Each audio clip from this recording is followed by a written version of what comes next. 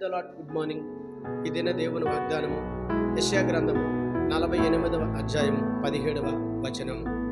నీకు ప్రయోజనమును కలుగునట్లు నీ దేవుడైన యెహోవానగు నేను నీకు ఉపదేశము చేయుదును, నీవు నడవలసిన త్రోవను నిన్ను నడిపించుదు. అవును నీ సహోదరి సహోదరుడు, ఇది నువ్వు ప్రభువైన యేసుక్రీస్తు నీతో మాట్లాడుతున్నాను. అవును, నేను ఉపదేశించే దేవుడిని, హెచ్చరించే దేవుడిని, బోధించే దేవుడు. కనుక నా ఉపదేశముతో నువ్వు తిరిగి నీడల, నా హెచ్చరికలను బట్టి నీ జీవితం మార్చుకొని నీడల, నా బోధ బట్టి నీవు మార్పు చెందినడల ఆయన నిన్ను నడిపించి సంరక్షించి పోషిస్తానని మాట్లాడుతున్నాడు వాగ్దానం ద్వారా ఉదయకాల సమయంలో. మరి నీవు నీ అంతరంగాన్ని మార్చుకోగలవా? నీ పాపమును విడిచిపెట్టగలవా?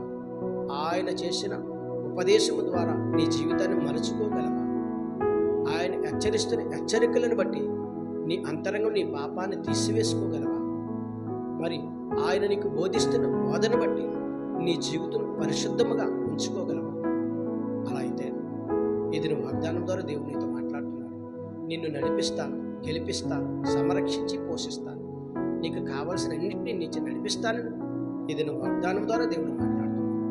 అట్టి విధమైన కృపను నీవును నీ కుటుంబాన్ని పొందుకోవాలని ఇది నువ్వు వాగ్దానం ద్వారా దేవుడు నీతో మాట్లాడుతున్నాడు. ఆమేన్. ప్రార్థన చేద్దాం. సకల ఆశీర్వచనములకు కారణబుద్ధుడైన యేసు ప్రభువా, నీ ఘనమైన నామానికి స్తుతులు స్తోత్రాలు నాయన. నీ సుందరమైన నామానికి లెక్కలేకుండా ఉదయకాల సమయంలో వాగ్దానమును చూచిన, వాగ్దానమును విన్న, వాగ్దానమును చదివిన ప్రతి బిడ్డను దీవించండి, ఆశీర్వదించండి. యేసుక్రీస్తు పరిశుద్ధమైన నామంలో అడిగి వేడుకొచ్చున్నాను పరమ తండ్రి. ఆమేన్.